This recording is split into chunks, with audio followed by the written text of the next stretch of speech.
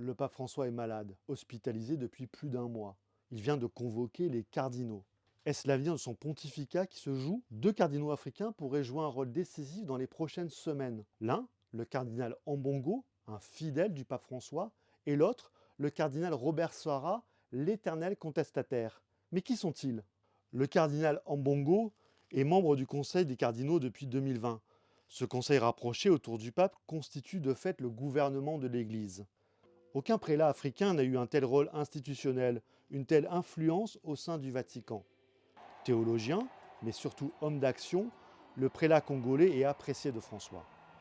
Le pape a plusieurs fois loué en privé son action politique et sociale au Congo en faveur d'élections libres et démocratiques. En 2024, Fridolin Ambongo s'oppose pourtant au souverain pontife. Il signe la Déclaration des Églises d'Afrique qui refuse toute bénédiction aux personnes homosexuelles, une mesure pourtant voulue par le pape François. Mais les deux hommes restent proches, et le pape ne verrait pas d'un mauvais œil que Fridolin Ambongo devienne le premier pape africain. Un autre cardinal influent se dresse pourtant devant sa route. Il s'agit du très conservateur cardinal guinéen Robert Sarah. Créé cardinal par le pape Benoît XVI en 2010, Robert Sarah n'a eu de cesse de s'opposer à toute réforme de l'Église sous François. En 2015, François met sur la table la question du célibat des prêtres et celle des couples divorcés.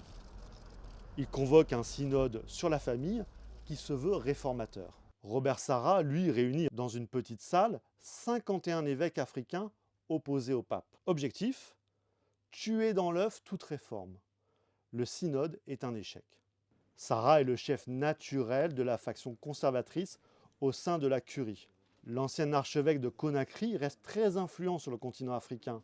Le 15 juin 2025, jour de ses 80 ans, il devrait perdre son droit de voter au conclave. Mais il est toujours susceptible de se faire élire pape.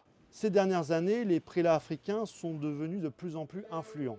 29 cardinaux sont issus du continent. Ils représentent les quelques 250 millions de catholiques africains.